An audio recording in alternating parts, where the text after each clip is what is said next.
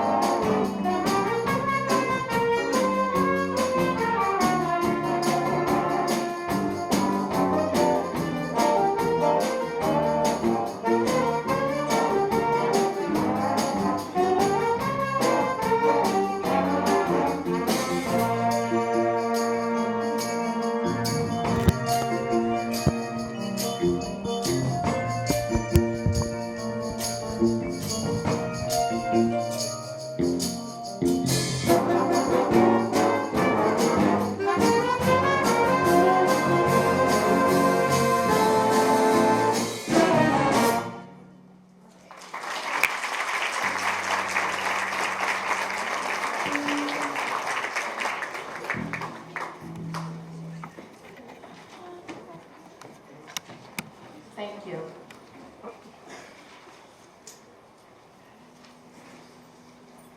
Ladies and gentlemen, please stand for the Hutchinson Central Technical High School Color Guard, and please remain standing for the national anthem performed by City Honors High School Chorus, directed by Ms. Beth Newton.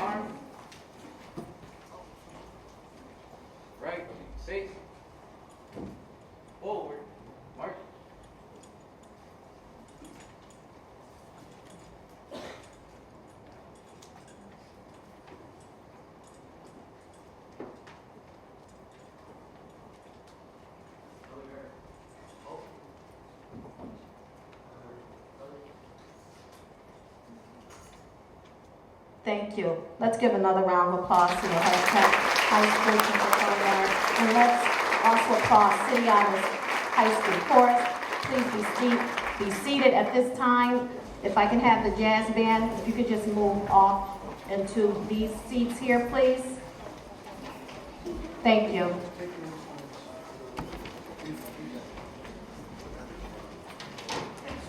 Thank you. This first row, just the first row, take it. Thank you.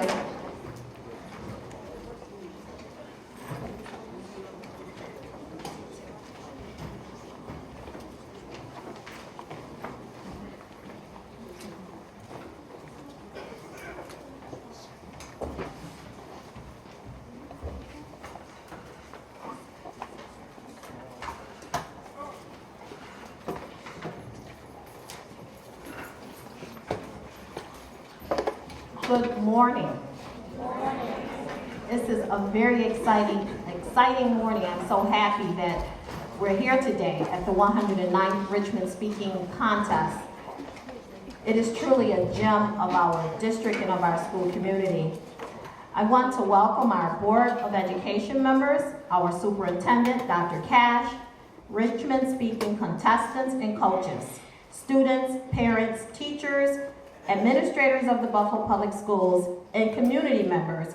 Welcome to the 109th Richmond Speaking Contest. I am Dr. Fatima Morrell, Assistant Superintendent of Curriculum, Assessment, and Instruction. And on behalf of our division, I bring you greetings and thank each of you for participating in our program today. The program is conducted each year in memory of Henry A. Richmond, who endowed the contest 109 years ago and was a philanthropist and friend to the Buffalo Public Schools throughout his lifetime.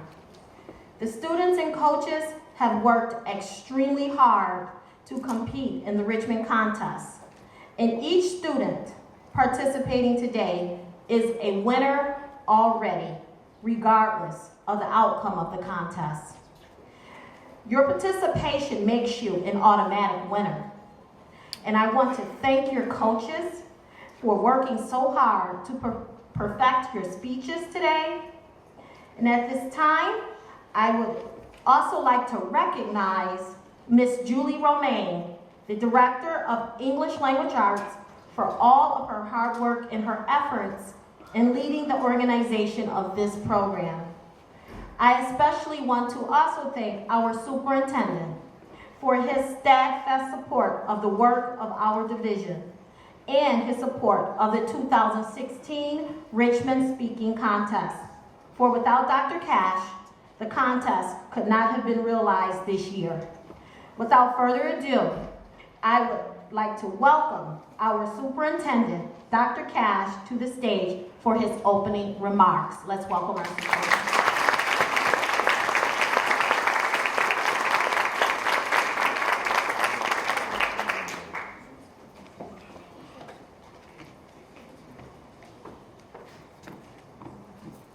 Well, good morning. Good morning.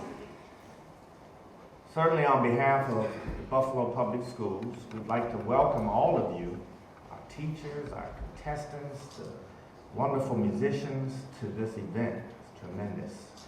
It's great to be here. And this is the 109th Richmond Speaking Contest. That's a long time. That's a long time. So this is a proud tradition. I'd like to start by thanking three very special people this morning and recognizing them. Before I do that, Fatima Morrell, Dr. Morrell, and her staff have done a tremendous job organizing this, so we thank you for that, Fatima.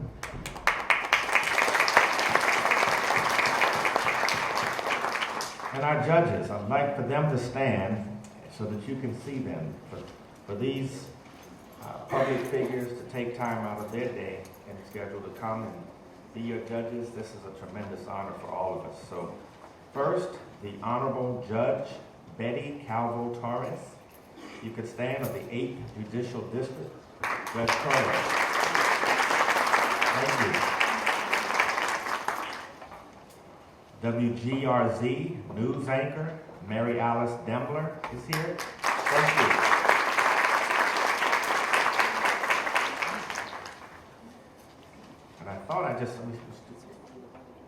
he's gonna do it? Okay. And Maston District Councilman Ulysses Owingo Sr. is here. That's terrific. Did I miss any board members? Are there any board members here from the Buffalo Public Schools? I didn't think I saw. Okay.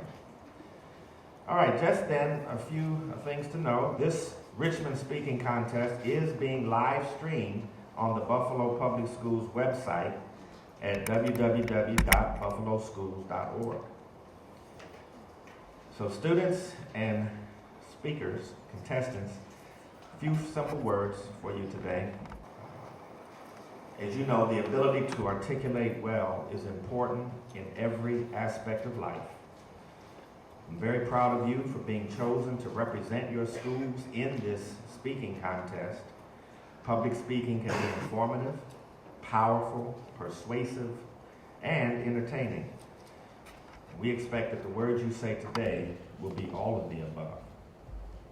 Now, I know you're not shy when it comes to public speaking, and we look forward to hearing your selections and the way that you deliver them. I think this quote from Alexander Gregg, who was the first bishop of Texas beginning way back in the mid-1800s, said it best. There are 3 things to aim for in public speaking. First, to get into your subject. Second, to get your subject into yourself.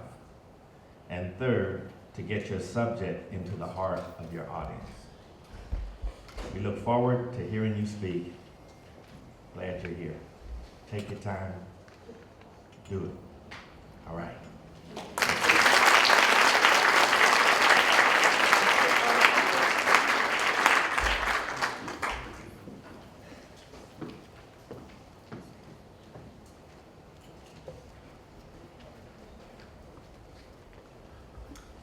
And now I would like to welcome Julie May, our Director of English Language Arts, to the stage.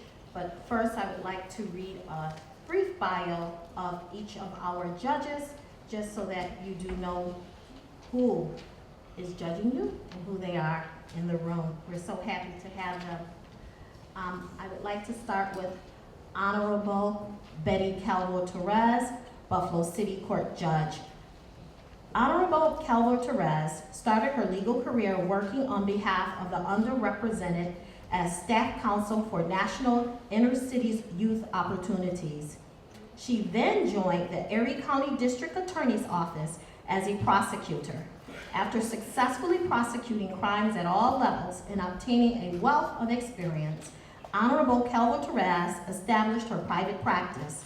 As a private practitioner, she became a zealous advocate for victims of domestic violence and handled many cases on a pro bono basis to ensure the safety and rights of the victims. She eventually became a counsel to a plaintiff's litigation firm. Judge Betty Calvo-Torres was appointed to Buffalo City Court by Mayor Byron W. Brown in 2007. Honorable Calvo-Torres was the first Hispanic female to serve as a judge on the Buffalo City Court bench and in the 8th Judicial District. She subsequently went on to be elected to a full 10-year term.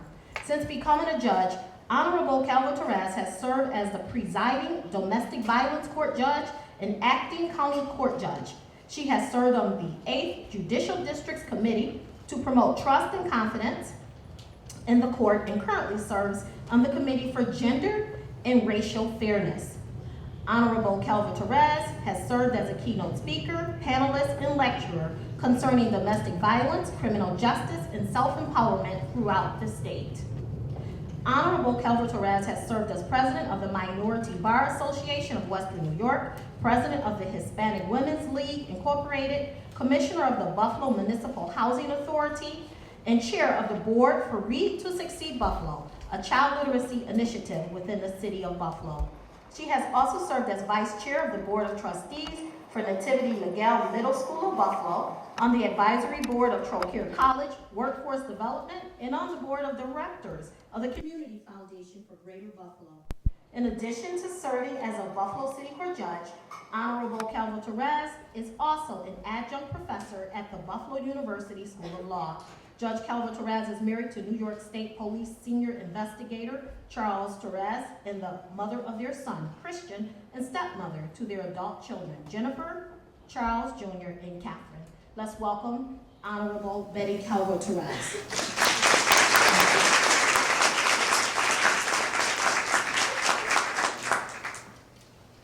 Mary Alice Demler is the 5:30, 6, and 11 p.m. anchor at WGRZ-TV in Buffalo, Channel 2 News on your side, alongside anchor Scott Levin.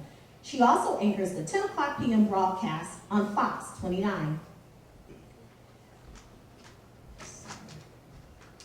Mary Alice is an honors graduate of Niagara University with a bachelor's degree in both political science and French. She is a native of North Tonawanda and represented New York State at the Miss America pageant in Atlantic City in 1990. She is celebrating her 23rd year in television this year. She began her career at WGRZ in 1993 and rose through the ranks from a general assignment reporter to the station's main female anchor. Among her favorite live reporting assignments was covering World Youth Day in Toronto, the Olympic Games in Salt Lake City in 2002, the funeral of Pope John Paul II in Rome, and the Papal Conclave at the Vatican, which eventually elected Pope Francis in 2013. Broadcasting awards include 2 Emmy Awards from the New York chapter of the National Academy of Television Arts and Sciences. She's also received an Associated Press Award for Best Interview and 10 other New York Emmy Award nominations for her reporting work. Ladies and gentlemen, let's welcome Miss Mary Alice Demler, WGRZ-TV News.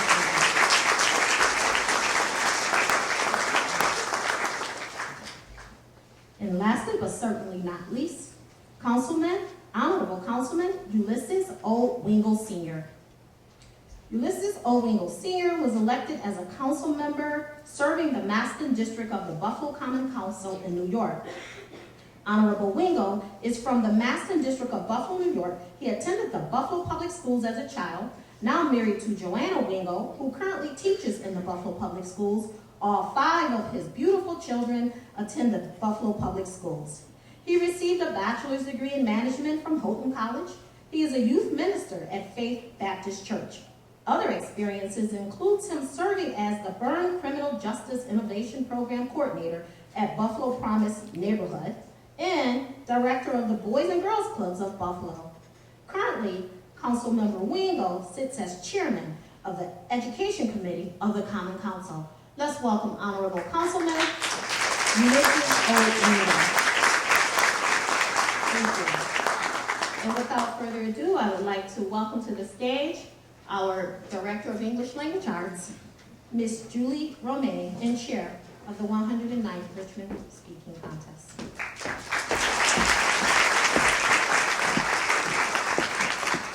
Good morning. Good morning. The contestants are not allowed to use microphones, so I will not use a microphone either. My role today is to share with you some of the procedures of this contest so that you can give the participants your perfect attention. First, each of the contestants will only be identified by letter. They are to be anonymous to all judges. Second, there is no applause after each speech. I will remind you after the first one, you have to hold your applause. I promise I will bring every contestant up to the stage, and I will allow you to give them the applause they deserve after every contestant has delivered his or her speech. Third, please hold all pictures until the end. I promise parents and relatives and teachers that you can have the contestant retake the stage for pictures, but it is distracting to the speaker if they see flashes or if they see someone holding up a camera. And we want to support our contestants in all the ways that we can. Now, on behalf of the Board of Education, Superintendent Kreiner Cash, Dr. Fatima Morel, I now commence the 109th Richmond Speaking Contest. Speaker A please take the stage?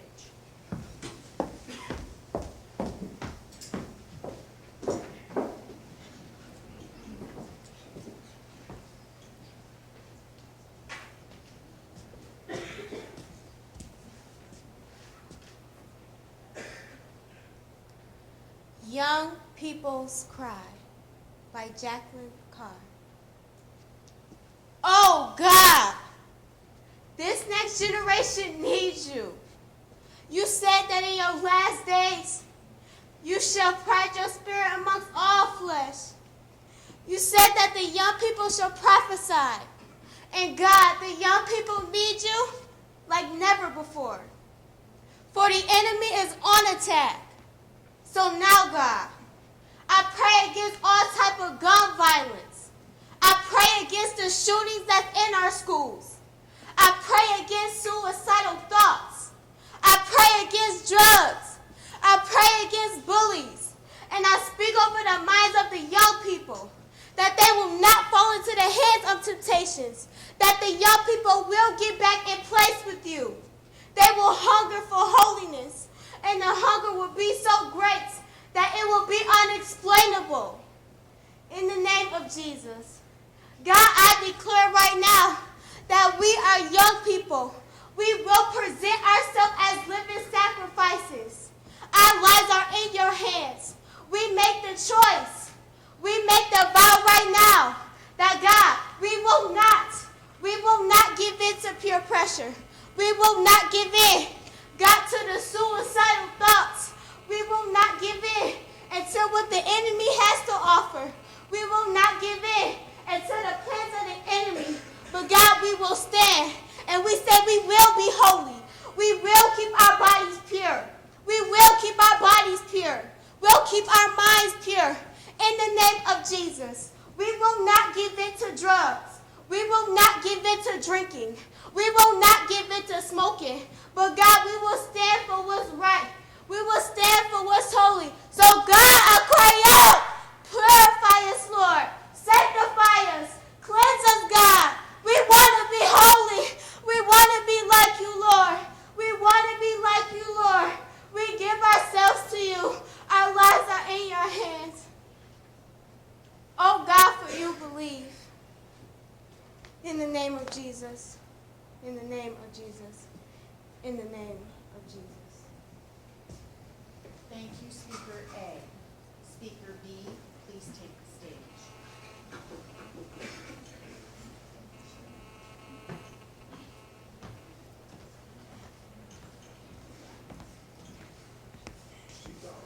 Good morning. Pretty woman, wonder where my secret lies?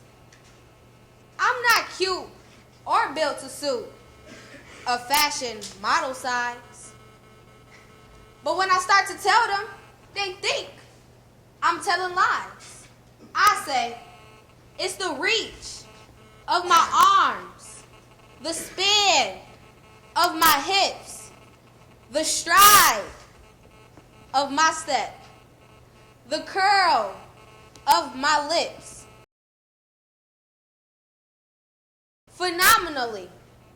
Phenomenal woman. That's me. What they see in me, they try so much, but they can't touch my inner mystery. I try to show them, they say they still can't see. I say it's the arch of my back, the sun in my style, the ride of my breast, the grace of my style.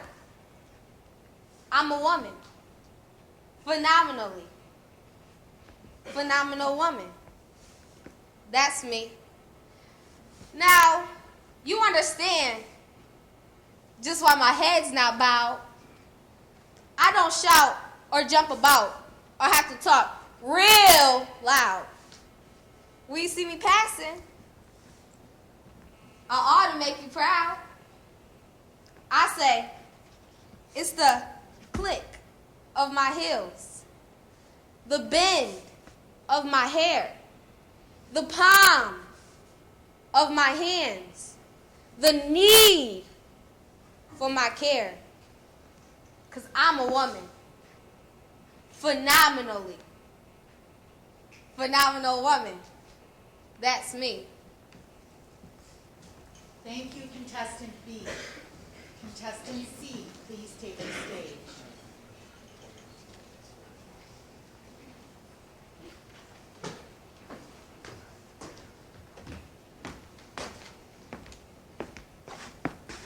Fourscore and 7 years ago, our fathers has brought forth on this continent a new nation conceived in liberty and dictated to the proposition that all men are created equal.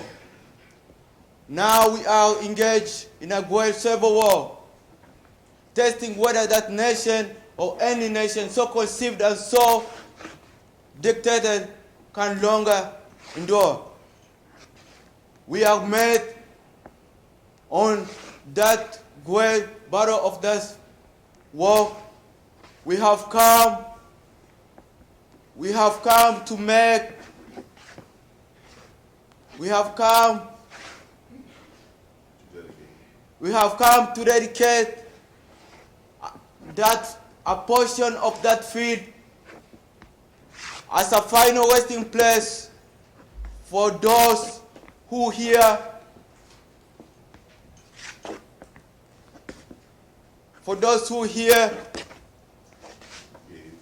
gave their lives that that nation might stand.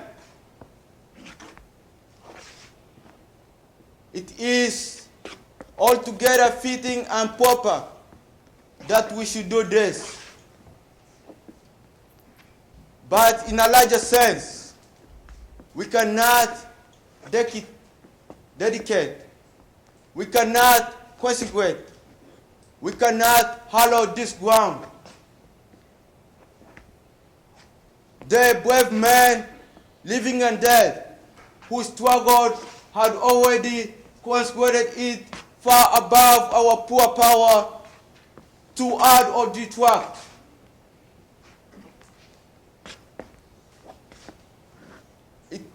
It is for us, the living,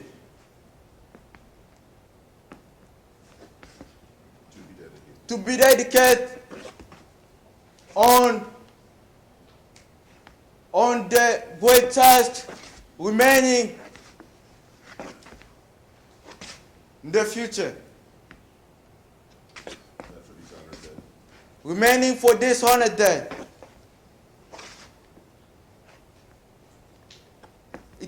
It is whether for us to be dedicated here, to be here dedicated for what is for what? Last full measure. For the last full measure. For the last full measure.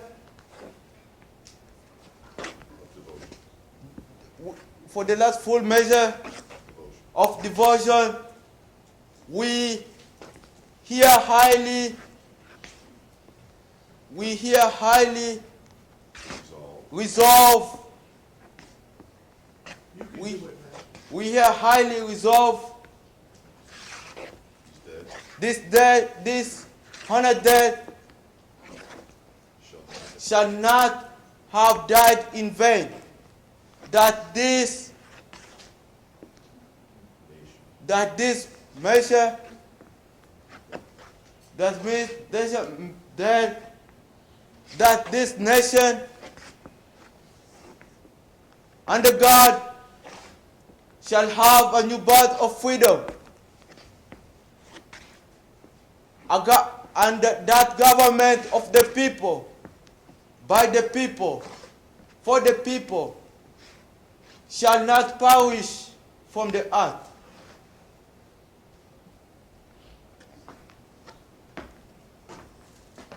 Thank you, contestant C. Contestant D, please take the stage.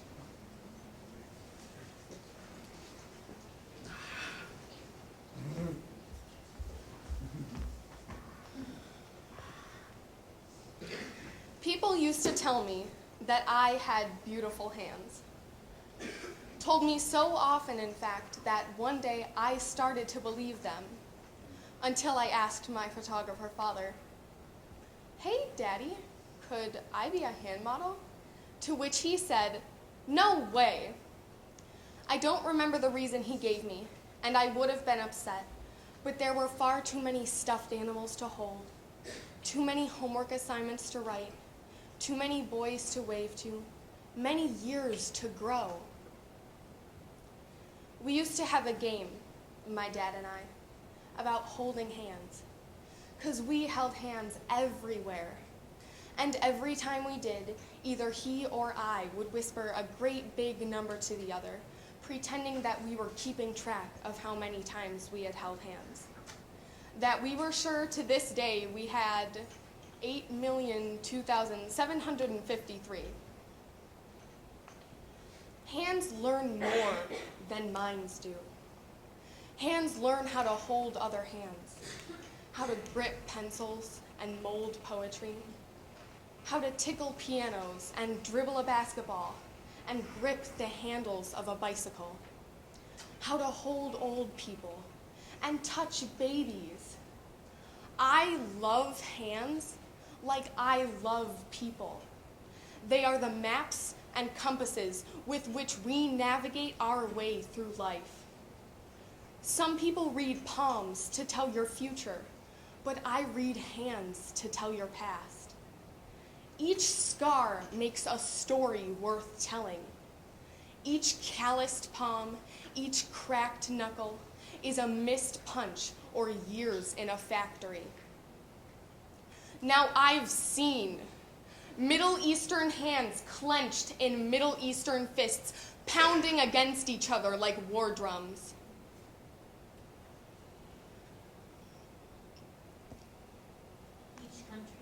Each country sees their fists as warriors and others as enemies, even if fists alone are only hands. But this is not about politics. No, hands are not about politics. This is a poem about love and fingers. Fingers interlock like a beautiful zipper of prayer. One day, I grabbed my dad's hand so that our fingers interlocked perfectly. But he changed position, saying, "No, that handhold is for your mom." Kids high five, but adults shake hands. You need a firm handshake, but don't hold them too tight. But don't let go too soon. But don't hold them for too long. But this is not about politics.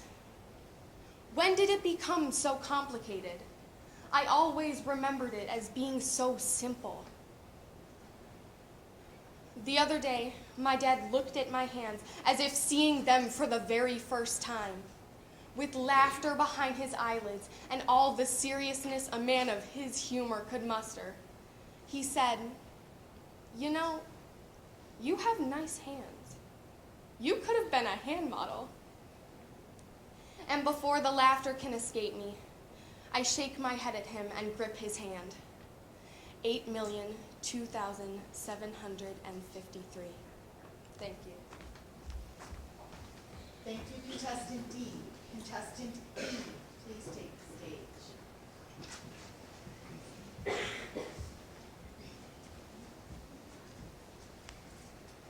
Cicely Tyson's monologue in Medea's family reunion.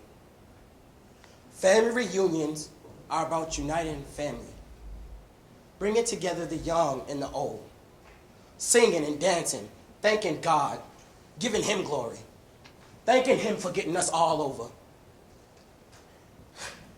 As we march up this road this afternoon, what we saw were young men gambling, fighting and cussing, women in weird clothes, ranting all over this land. See this shack? The men and women who were born here gave birth to this generation. They were slaves. They worked this ground. But they bought it from the widow of the slave owner. That's the kind of blood we have running through our veins. That's the kind of stock we're made of. What happened to us? What happened to us? Do you know who you are? What happened to the love, pride, dignity, and respect that we have for one another? Where did it go, and how do we get it back? I'm gonna tell you. Young black men, take your place. Take your place, because we need you. Your sons and daughters need you. You were sold off and you had no choice, yes, but now it's time to stay. You understand what I just said? Young black women, I want more from you. You're more than your thighs and your hips.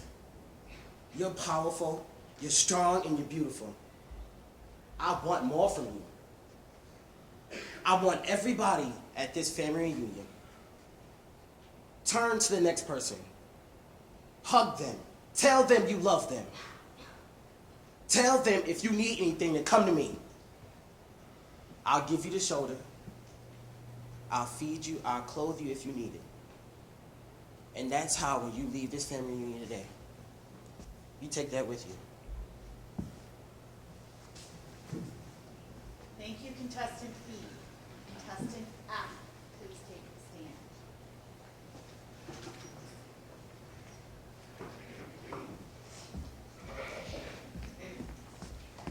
Point B by Sarah Kay. If I should have a daughter, instead of Mom, she's gonna call me Point B.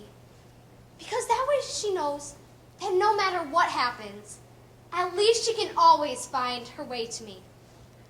And I'm going to paint solar systems on the back of her hands, so she has to learn the entire universe before she can say, oh, I know that like the back of my hand. And she's going to learn that life will hit you hard in the face. Wait for you to get back up just so it can kick you in the stomach. But getting the wind knocked out of you is the only way to remind your lungs how much they like the taste of air. There is hurt here that can't be fixed by Band-Aids or poetry. So the first time she realizes that Wonder Woman isn't coming, I'll make sure she knows she doesn't have to wear the cape all by herself. Because no matter how wide you stretch your fingers, your hands will always be too small to catch all the pain you want to heal. Believe me, I've tried. And baby, I'll tell her. Don't keep your nose up in the air like that. I know that trick. I've done it 1,000,000 times. You're just smelling for smoke so you can follow the trail back to a burning house. So you can find the boy who lost everything in the fire to see if you can save him. Or else find the boy who lit the fire in the first place to see if you can change him. But I know she will anyway, so instead I'll keep an extra supply of chocolate and rain boots nearby, because there are no heartbreaks that chocolate can't fix. Okay, there are a few heartbreaks that chocolate can't fix, but that's what the rain boots are for. Rain will wash away everything if you let it. I want her to look at the world through the underside of a glass-bottom boat, through a microscope at the galaxies that exist on the pinpoint of a human mind, because that's the way my mom taught me. There'll be days like this. There'll be days like this, my mama said, when you open your hands to catch and wind up with only blisters and bruises. When you step out of the phone booth and try to fly, but the very people you want to save are the ones standing on your cape. When your boots will fill with rain and you'll be up to your knees in disappointment. And those are the days you have all the more reason to say thank you. Because there's nothing more beautiful than the way the ocean refuses to stop kissing the shoreline, no matter how many times it's swept away. You put the wind in win some, lose some. You put the star in starting over and over. And no matter how many landmines erupt in a minute, be sure your mind lands on the beauty of this funny place called life. And yes, on a scale of 1 to over-trusting, I'm pretty darn naive. But I want her to know that this world is made out of sugar. It can crumble so easily, but don't be afraid to stick your tongue out and taste it. And baby, I'll tell her, your mom is a worrier, your pop is a warrior, and you are the girl with small hands and big eyes who never stops asking for more. Remember that good things come in threes, but so do bad things. And always apologize when you've done something wrong. But don't you ever apologize for the way your eyes refuse to stop shining. Your voice is small, but don't ever stop singing. And when they finally hand you heartache, when they slip war and hatred under your door, and they offer you handouts on the street corners of cynicism and defeat, you tell them that they really ought to meet your mother. Thank you, contestant F. Contestant G, please take the stage.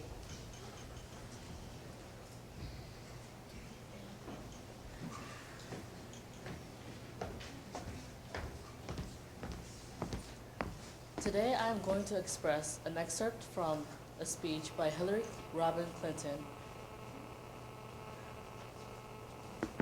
Tragically, women are most often the ones whose human rights are violated. Even now, in the late 20th century, the rape of women continues to be used as an instrument of armed conflict. Women and children make up a large majority of the world's population. And when women are excluded from the political process, they become even more vulnerable to abuse. I believe that now, on the eve of a new millennium, it is time to break the silence. It is time for us to say here in Beijing and for the world to hear that it is no longer acceptable to discuss women's rights as separate from human rights. These abuses have continued because, for too long, the history of women has been a history of silence. Even today, there are those who are trying to silence our words, but the voices of this conference and the women at Harochu must be heard loudly and clearly. It is a violation of human rights when babies are denied food, or drowned, or suffocated, or their spines broken simply because they're born girls. It is a violation of human rights when women and girls are sold into the slavery of prostitution for human greed. And the kinds of reasons that are used to justify this practice should no longer be tolerated. It is a violation of human rights when women are doused with gasoline, set on fire, and burned to death because their marriage dowries are deemed too small. It is a violation of human rights when individual women are raped in their own communities, and when thousands of women are subjected to rape as a tactic or a prize of war. It is a violation of human rights when the leading cause of death worldwide among women ages 14 to 44 is the violence they are subjected to in their own homes by their own relatives. It is a violation of human rights when young girls are brutalized by the painful and degrading practice of genital mutilation. It is a violation of human rights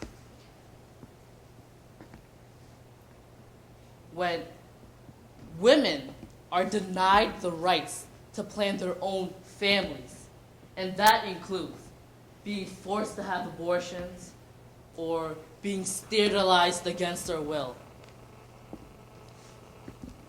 If there is one message that echoes forth from this conference, let it be that humans' rights are women's rights, and women's rights are humans' rights, once and for all. Let us not forget, among those rights are the rights to speak freely and the rights to be heard. Thank you. Thank you, contestant G. Contestant H, please take the stage. Audience, we are now halfway through our competition. Please give the second half of our participants the same perfect attention that you gave the first half. AI woman, Sojourner Truth. Well, children, where there is so much racket, there must be something out kilter. I think the twixt the Negroes of the South and all the women of the North, all talking about rights. You white men will be in the fix pretty soon. But what's all this here talking about? That man right there says women should be helped into carriages and lifted over ditches and to have the best place everywhere.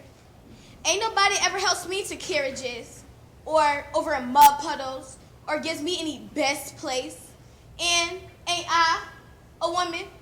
Look at me. Look at my arm.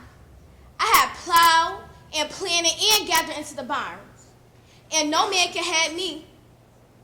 And ain't I a woman? I could work as much and eat as much as a man when I could get it and bear the lash as well. And ain't I a woman? I have born 13 children and seen most of them sold off into slavery. And when I cried out with my mother's grief, none but Jesus heard me. And ain't I a woman? They talk about this thing in your head. What is it called? Intellect. That's right, honey. What does that have to do with women's rights or Negroes' rights? If my cup could hold only but a pint and yours go to court, wouldn't you be mean not to let me have my little half measure full? Then that little man in black, yeah. He says women can have the same rights as men because Christ wasn't a woman. Where did your Christ come from? Where did your Christ come from? From God and a woman. Man had nothing to do with him. If the first woman God ever made was strong enough to turn the world upside down all alone, these women together ought to turn it back and get it right side up again. And now they is asking to do it. You men better let them. Obliged to you for hearing me is an old sojourner. Ain't got more to say. Thank you, contestant H. Contestant I, please take the stage.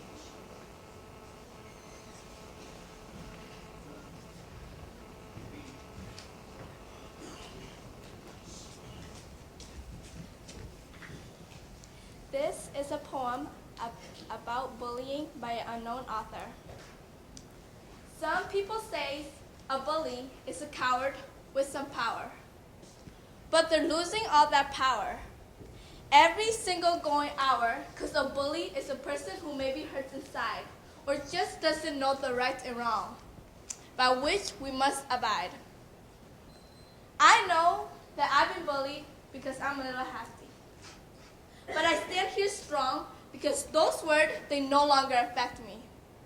If bullied or harassed, speak up for yourself. Don't put your fear aside or put them up on a shelf. Become the one who knows how to fight all of the hate that some people give off all the time.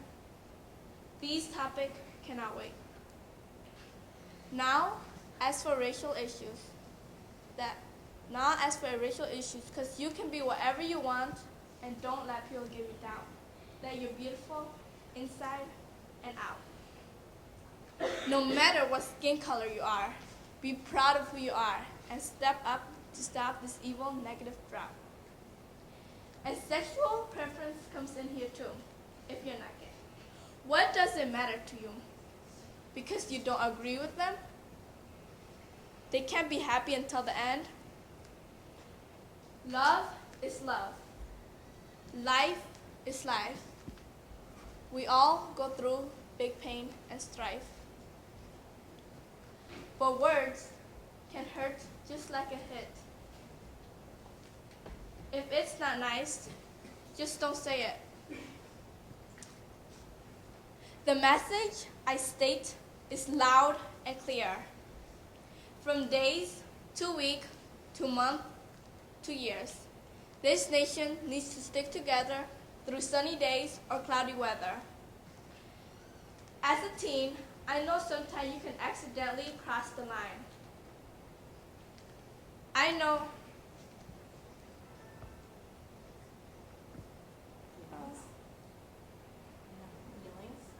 know that feelings are at stake, and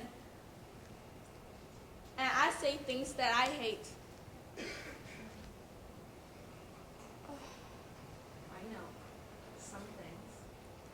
I know some things can.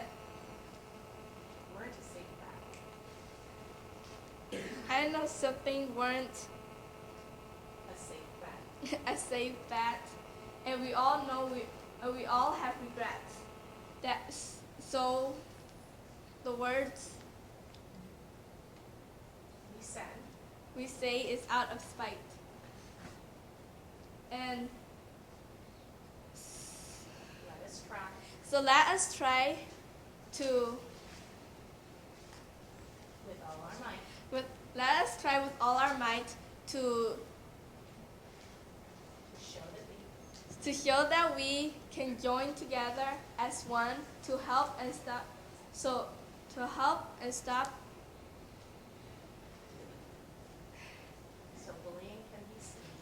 bullying can be seen as done and done. Thank you. Thank you, contestant I. Contestant J, please take the stage.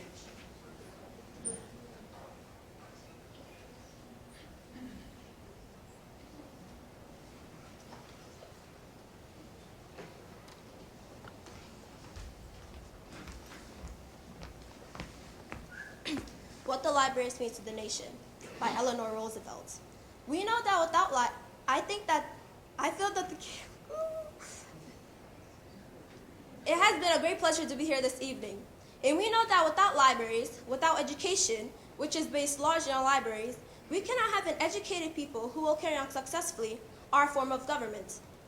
And it seems to me that what we really are interested in is how we can make this country more cautious of the things he has not got, because we do pat ourselves on the back for the things that we have and that we do. We are facing a great change in civilization. And the responsibility, I think, for what we do with our leisure time is a very great responsibility for all of us who have intellectual interest. Somebody said to me, I would not be so worried, and I would not mind facing the fact we are only working fewer hours a day. If I only knew what people would do with their free time, I would not know what to do with myself if I only had to work 6 hours a day.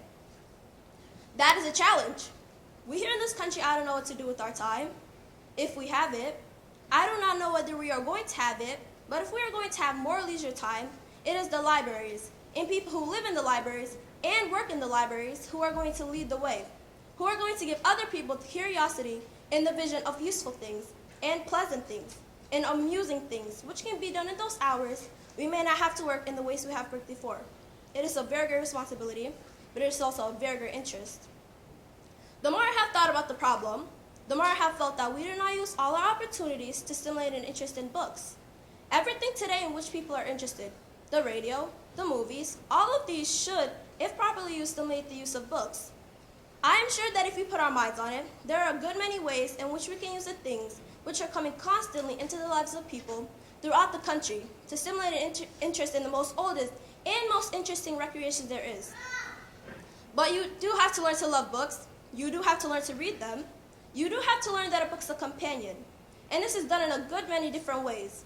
But I think we could do a good deal by having more copies of the same books, perhaps less expensive books in the libraries, so that we could have a good many people reading the same books and coming together for discussion. I feel that the care of libraries and the use of books and the knowledge of books is a tremendously vital thing, and that we who deal with books and who love books have a great opportunity to bring about something in this country which is more vital here than anywhere else, because we have the chance to make a democracy that will be a real democracy, that will take on our proud imaginations and patience in awakening interest in other people. But if we do, I think that we shall find that our love of books will bring us a constantly widening audience and a constantly more interesting contacts in whatever part of the country we may go. Thank you. Thank you, contestant J. Contestant K, please take the stage.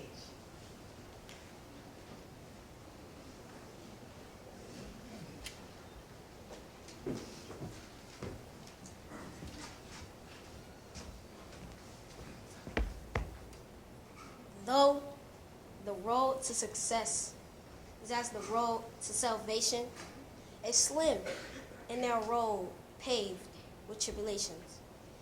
Difficult these obstacles are, yet not impossible to overcome. My keys to success and the strength and application of wisdom, I refuse to fail. I refuse to fall. I will prevail, and I can conquer all. See, I wasn't always in this peaceful space. It took great efforts to get where I'm at in this race.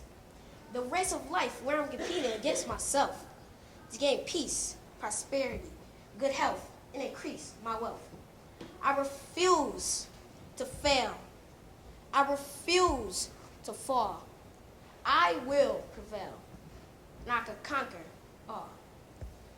Negative thinking has no place with me in mind. It must be positive or else it's a waste of my time. Time wasted serves me not. It doesn't equate with my soul.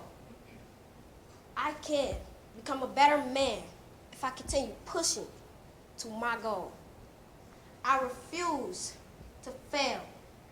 I refuse to fall. I will prevail. I can conquer all. Slowing down will not get me where I need to be. There's no way I can stop my activities. I want to see the fruits in the work of my own hands. In less than several years, reach financial independence, then become my own man. I refuse to fail.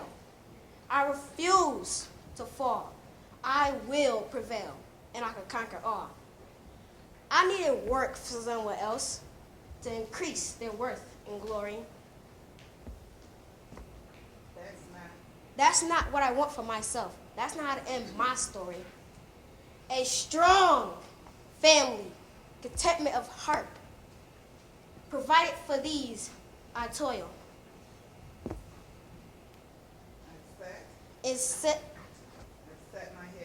I set my head straight, my path I mustn't alter. A course I set for myself, I mustn't falter. My mindset on this position can be answered in my affirmation. I refuse to fail. I refuse to fall. I will prevail, and I can conquer all. Thank you, contestant K. Contestant L, please take the stage.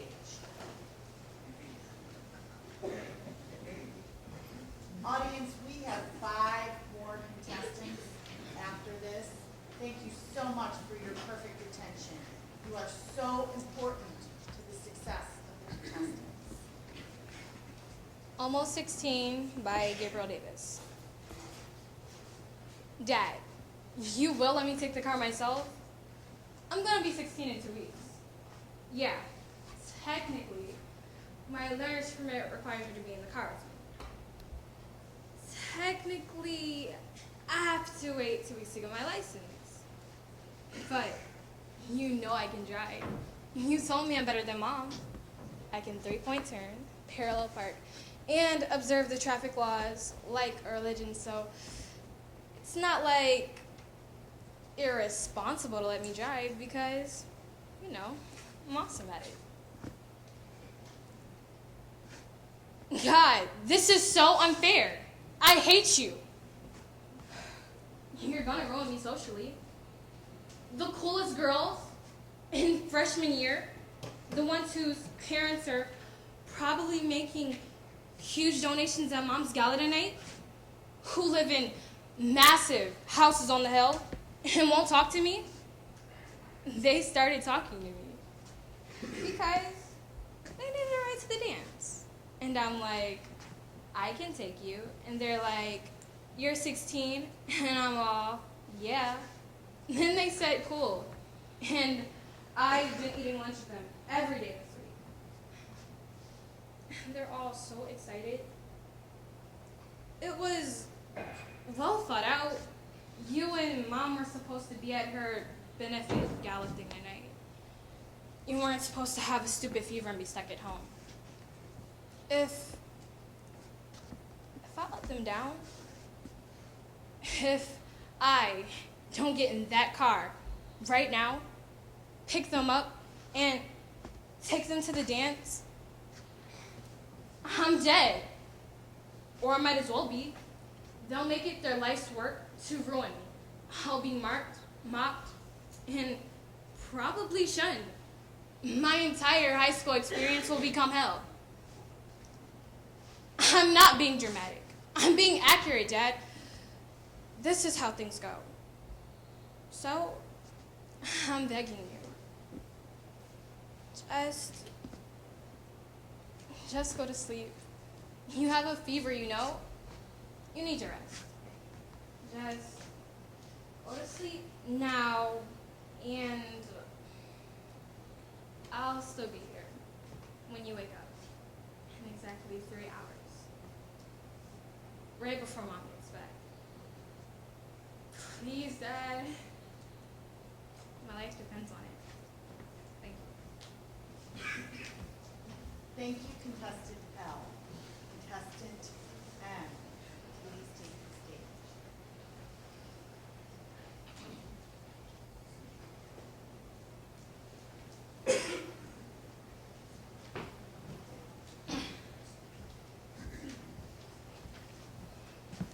Good morning. I will be presenting The Average Black Girl by Ernestine Johnson. They say I'm not the average black girl because I'm so well spoken, poised, full of etiquette, a white man's token. You know, I remember my ex's mother telling me I didn't know how I was getting back when he brought home a black girl. But I like you because you talk so white. When did me talking right equate to me talking white? They say I'm not the average black girl. No, no, no, not the average black girl, because the pigment of my skin is just a shade lighter than that black girl over there. You know the black girl over there? The black girl with the nappy hair. The black girl whose elbows can't skip a day without lotion. Whose hearts and heads are filled up with self-hate and bottled up emotion. The cocoa brown girls who have to face society every day and be tough. Because no matter how good they straighten their hair, their good is still not good enough. Oh, but see, luckily for me, see, I don't fall in that category, see. They say I'm not the average black girl because I speak with so much class. I don't have too much, but just enough sass, and not too much, but just enough pizzazz. You know, just a little bit of attitude. Because you don't want to come off as one of those average black girls and come off as rude. You know, popping their arms, shaking their necks. Yeah, because those black girls get like no respect. Oh, but see, luckily for me, see, I get a pass. Because the melon in my skin matches that brown paper bag. And the melon in my skin matches that brown paper bag. And my father, brother, and men that I date, pants don't sag. And when I speak, my tongue pronounces every syllable. And the comb part down my hair is naturally visible. Oh, it must be weave, or she must be mixed. Because we all know the average black girl ain't got that good stuff. Or when I walk in a room full of white men, they all stare. It must be the long lens of my unaverage black girl hair. See, they say I'm not the average black girl because I corrected the professor when he used the word conversate. The word is converse. And in case you didn't get the memo, there's now 899 planets on the universe. When you're watching the numbers on your stop move up and down. Remember Oklahoma in a small town. One of the first Wall Street was a black Wall Street that got mysteriously burned down. Oh, they say I'm not the average black girl? Well, let's flip the script and rewind it. And paint the lines and have them blurred over time. Because the average black girl that I know, The average black that I know made 19 trips through the Underground Railroad to free the slaves, sat on segregated buses, refused to get up, and paved new ways. See the average black that I know? The average black that I know were Egyptian queens, like Hatshepsut and Nitocris, who were ruling dynasties and whole armies of men. Excuse me while I set fire to this poem by my pen, because I am tired. Tired of stereotypes black girls have fallen into because of American mentality. Oh, but I'm not half as tired as Ella Baker, Diane Nash, September Poison Clark. I'm sick and tired of being sick and tired. Miss Fannie Louise Hammer, Daisy Bates, Anna Arnold Hedgeman, far more tired than I am. But do you think the ones who say I'm not the average black girl even care? So pardon me if I can't accept your compliments. Pardon me if I can't openly accept your compliments. It's just that the average black that I know, the average black that I know had the courage that suppressed their every fear and fought for justice and equality year after year so I construct these words. Pardon me as I shed a tear because I'm not half the black girl she was. I'm not half the black girl she was. See, there's a minor clause. She was out there fighting, breaking, and changing laws. So I bowed down to my black queen, standing in the mirror for work. And as American society throws these supercilious words onto me, I say no. I'm not the average black girl.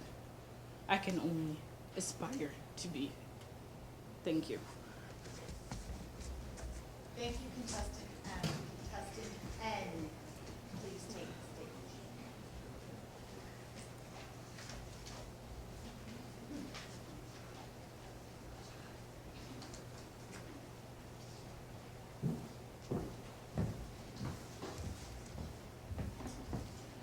Hello, I will be reading Tortoise Dreams by Amy Friedman and Meredith Johnson. Long ago, in southern Africa, animals lived peacefully together, sharing the forest, sharing the sharing the forest, sharing the watering holes, grass, and game. The land was plentiful, and no one grumbled or complained, and all had seemed contented. No one grumbled or complained, that is, except the tortoise. He ambled along on his stubby little feet, and he stared at other animals in envy. Ah, look at the zebra stripes, he said, and look at the lion's luxurious mane, and how I wish I could be a snake with its shiny skin. And the giraffe can reach the highest leaves, and the chameleon can change color, but I can do nothing special. Why are you grumbling so? The doves asked. All animals are special, the tortoise said. All animals are special, but I am not. You are too special, the dove said. You have a shell after all. No one else has that. Well, my shell is nothing to look at, the tortoise said. Well, leave him to grumble, the giraffe said. So they all walked away and left him alone. One day, as the tortoise was still ambling along, the doves decided to go down and say hello. Good day, they said to the tortoise. How are you today? Same as always, he said.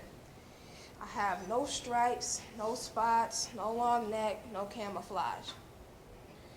Well, if you had a dream, the dove said, what would that dream be?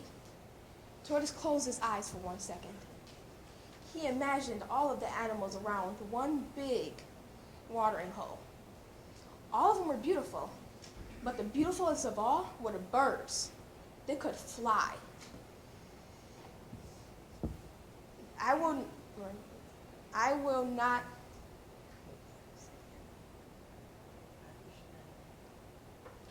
I wish to be anything but myself, he said, because I would still be down here on the floor as myself. Just use your imagination, the dove said. If you had one dream, what would that one dream be? He closed his eyes again, and he saw mountains, streams, lakes, and all the watering holes he could ever use. I wish to fly, the tortoise cried. Then you will, the dove said sweetly. Wait right here, they said. As they flew away, the the tortoise dreamed of what he would see as he flew. The doves returned, and one of them had a big stick in between their beak. They told him to clamp down on the stick so that he can fly. They would lift up the stick and fly him to a new watering hole. And they told him it was one catch. You had to keep your mouth firmly shut, for they did not want him to tumble down to earth. So the tortoise ambled as hard and as fast as he could towards the stick. He clamped his jaws down and they flew up, up, up into the bright blue sky. As they flew, he saw the cheetahs running, he saw the elephants drinking from the watering hole, and he even saw the parrots up in the sky with him. Whoever heard of a flying tortoise, the parrot said. Yeah, he looks ridiculous up there, the cheetah said. The tortoise opened his mouth for a second to say, "Stop laughing." For now he noticed that he opened his mouth, that he shouldn't have to. He started falling down towards earth. The doves tried to save him, but they couldn't. They were too slow. The tortoise fell with a crash, and now his once smooth shell was cracked and split. So now every tortoise that was ever born is now born with cracks and splits on their back, and a reminder of what envy will do to you. And as for the tortoise, he learned to never envy anyone, and that now he too is special, with new designs on his shell. And he also never tried to fly again. Thank you.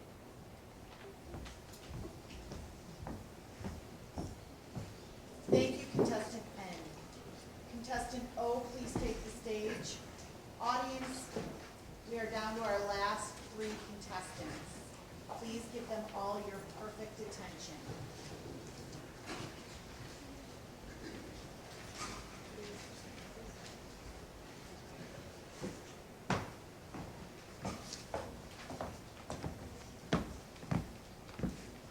Still, I Rise by Maya Angelou. You may write me down in history with your bitter, twisted lies. You may tread me in the very dirt, but still, like dust, I rise. Does my sassiness upset you? Why are you beset with gloom?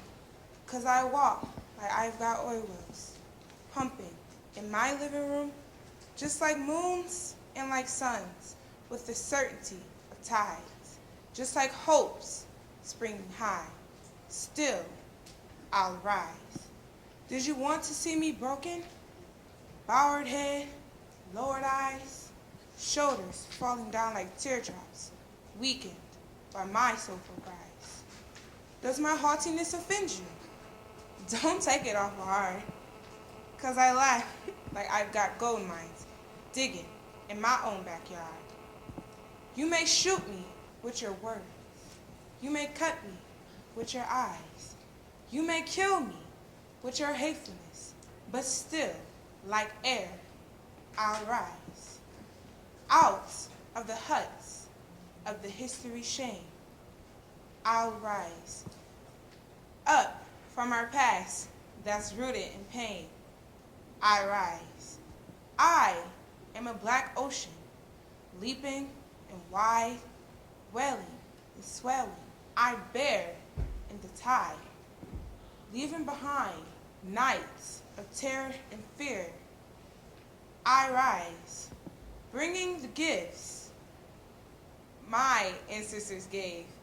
I am the dream, the hope of the slave. I rise, I rise, I rise. Thank you, contestant O. Contestant P, please take the stage.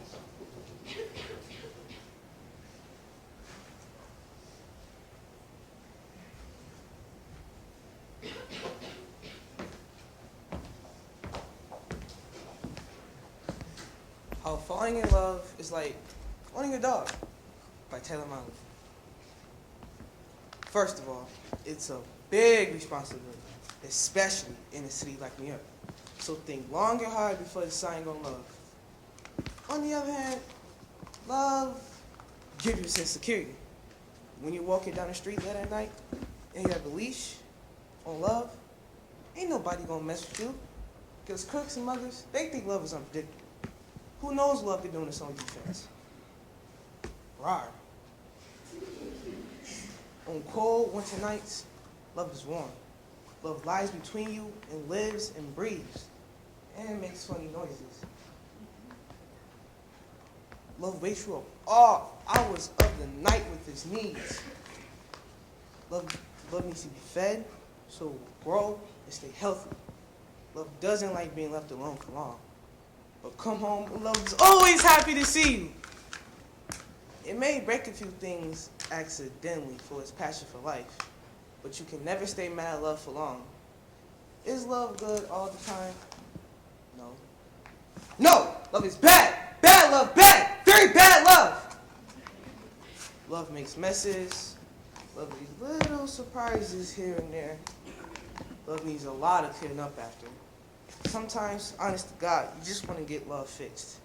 Sometimes you want to roll a sheet of newspaper and stuff love right on the nose. Not too much to cause pain. Just to let love know not to ever do it again. Sometimes love just wants to go on nice long walks. Because love loves exercise. It will run you around the block with you panting breathless, pull you in different directions at once, wind itself around you till you're all wound up until you cannot move. But love makes you meet new people wherever you go. People who have nothing in common but love. Stop and talk to each other on the street. Throw things away, love will bring it right back. Again and again and again. But most of all, love needs love, and lots of it. And in return, love loves you and never stops. Thank you. Thank you, contestant B. Contestant Q, please take the stage. Audience, this is our last contestant. And when she finishes, you can applaud. To this day, when I was a kid, I used to think that pork chops and karate chops were the same thing. I thought that they were both pork chops. And because my grandma thought it was cute, and because they were my favorite, she let me keep doing it. Not really a big deal. One day, before I realized fat kids aren't designed to climb trees, I fell out of a tree, and I bruised the right side of my body. I didn't want to tell my grandmother about it because I was afraid I'd get in trouble for playing somewhere I shouldn't have been. A few days later, the gym teacher noticed the bruise and I got sent to the principal's office. From there, I was sent to another small room with a really nice lady who asked me all kinds of questions about my life at home. I saw no reason to lie. As far as I was concerned, life was pretty good. I told her whenever I'm sad, my grandmother gives me karate chops. This led to a full-scale investigation, and I was removed from the house for 3 days until they finally decided to ask how I got the bruises. News of this silly little story quickly spread through the school, and I earned my first nickname, Pork Chop. To this day, I hate pork chops. I'm not the only kid who grew up this way. Surrounded by people who used to say that rhyme about sticks and stones, as if broken bones hurt more than the names we got called. And we got called them all.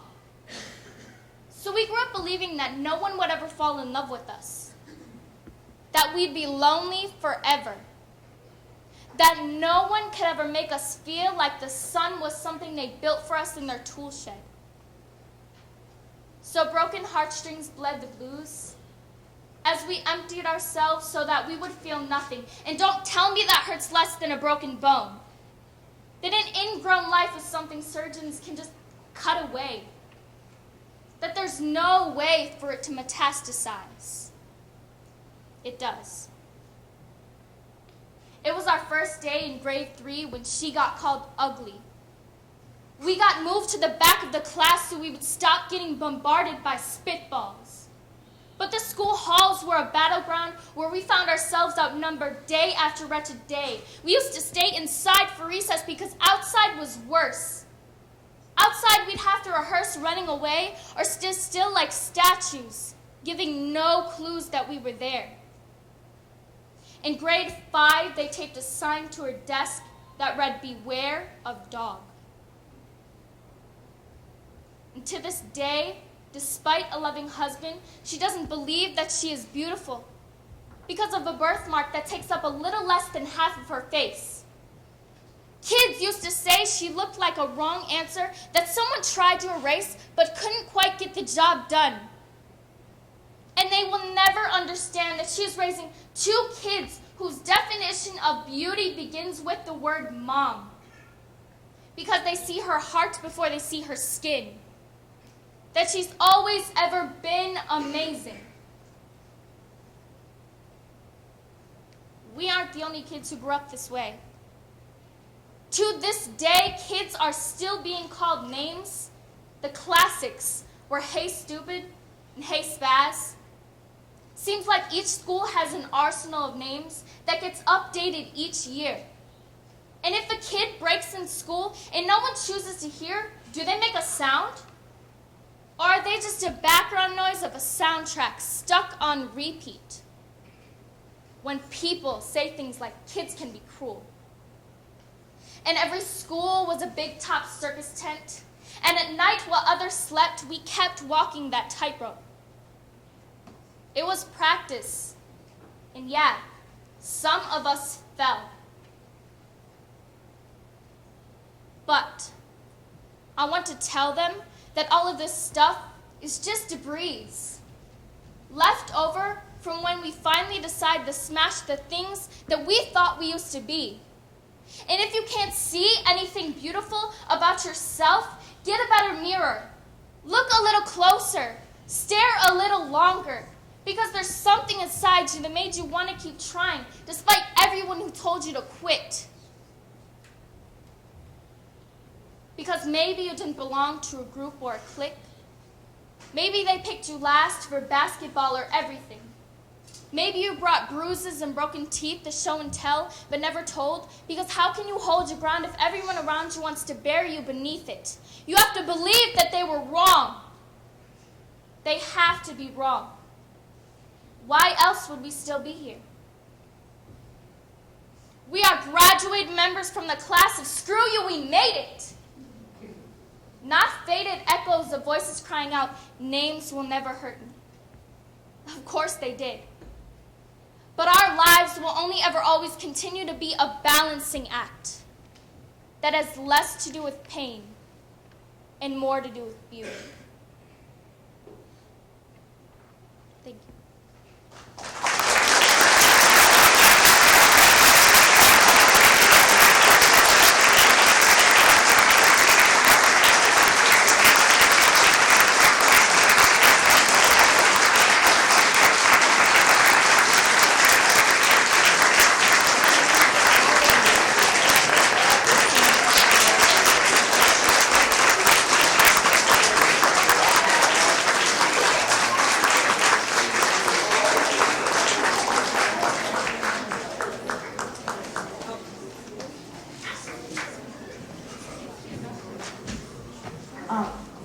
Please excuse me, that was awesome, wonderful performances by the students. The judges will meet Ms. Romaine. Please, so the judges know who you are. The judges will meet Ms. Romaine in the back. I would like to welcome our new president and CEO of the Buffalo Museum of Science.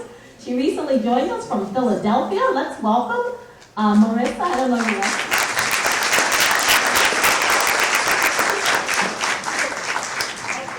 Marissa Wigglesworth.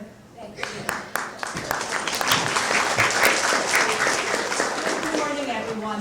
I'm pleased and thank you for the opportunity to speak with you for just a moment. On behalf of the entire team here at the Buffalo Museum of Science, we are so pleased to host this event. I saw the last few students present.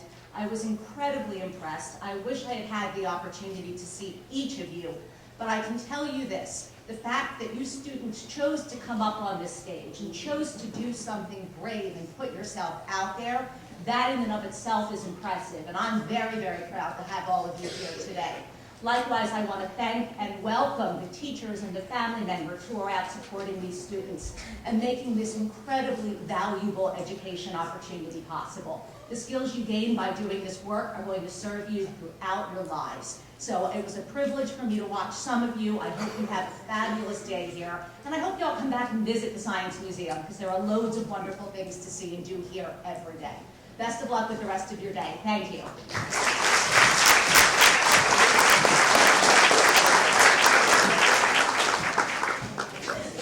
Thank you. At this time, we'll welcome, while the judges tabulate the scores, we will welcome the Babcock Jazz Ensemble with Mr. DeWitt for our musical selection. Thank you.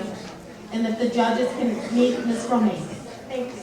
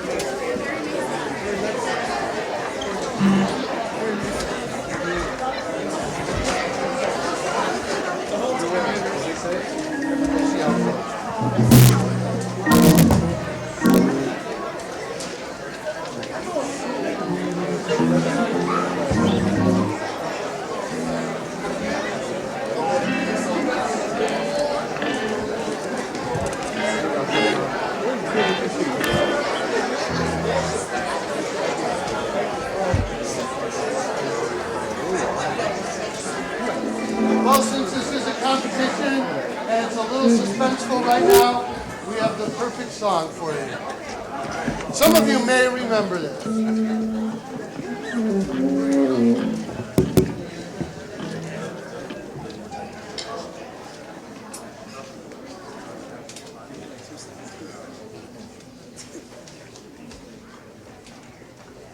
One, two, one.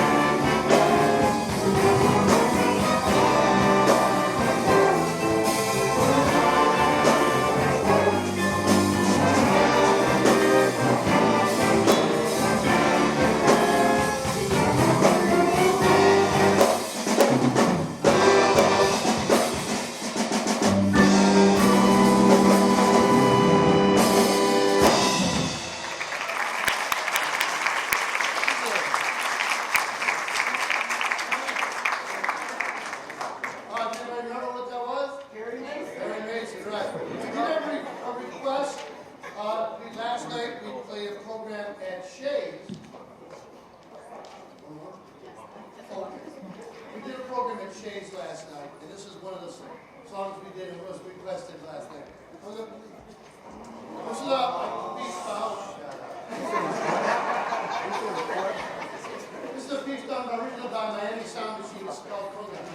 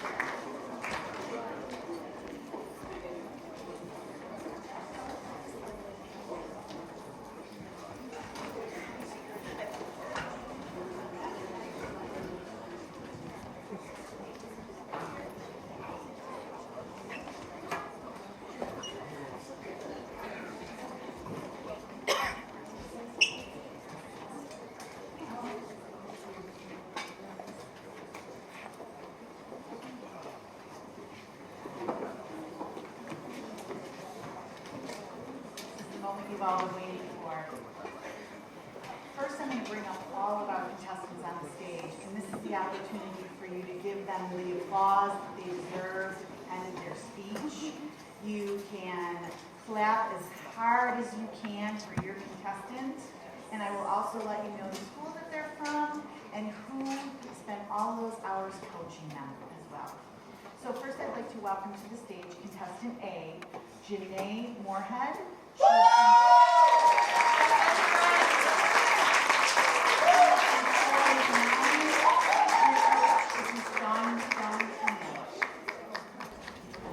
Contestant B, Jasana Hawkins.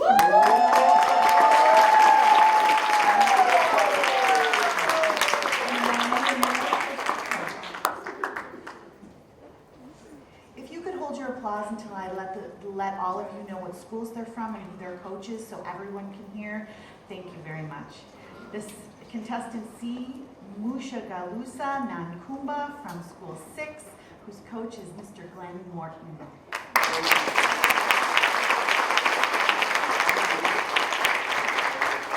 Contestant D, Sabine Seishu from Olmsted, and Daisy Darling is her coach.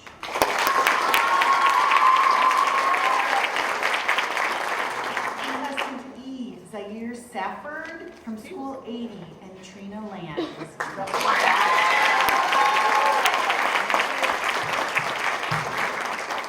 Contestant F, Emily McGavro from Olmsted, and Daisy Darling and Sarah Averill were her coaches.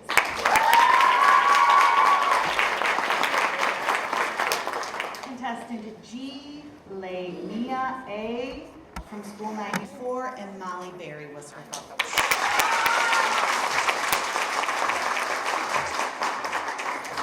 Contestant H, Darnice Carter from School 74, and Margaret Kroom was her coach.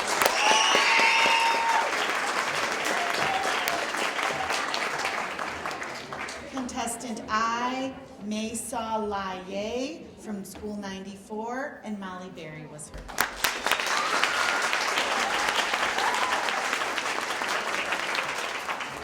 Contestant J, Sahara Ali from School 19, and Colleen Waddington was her coach.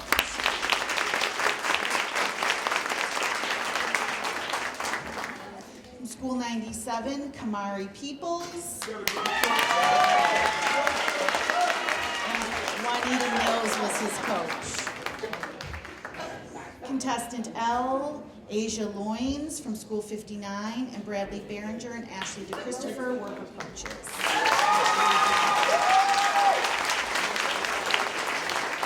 Contestant M, Nyakuth Duth, is from Lafayette, an 8th grader, and Danielle Ware was her coach. Contestant N, Ayana Lee from School 31, and Susan Schwartz was her coach.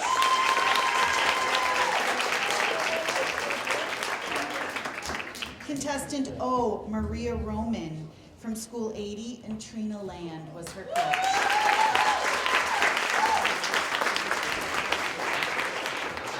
Contestant P, Keith Griffin from School 59, and Bradley Behringer and Ashley DeChristopher were his coaches. And contestant Q, Amy Hauk from Performing Arts, and Andrew Kotler was her coach.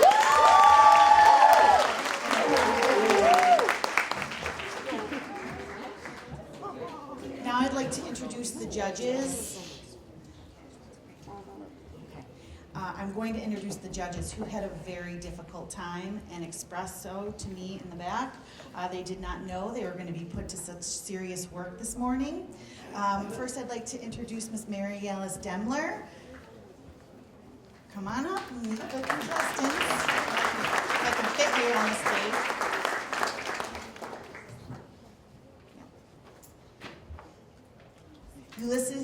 Ulysses Owingo, please come up.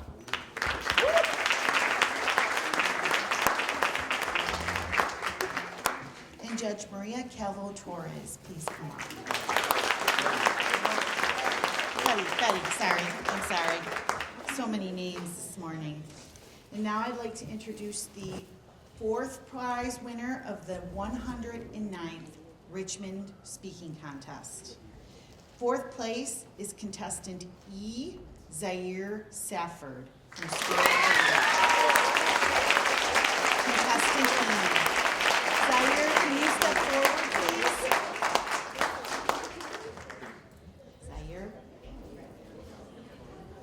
Third place, contestant F. Emily Magavero from Amsterdam.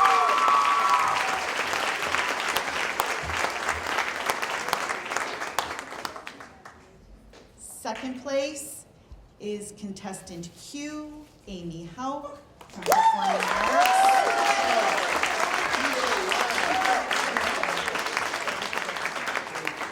And first place is contestant M from Lafayette, Nyaku,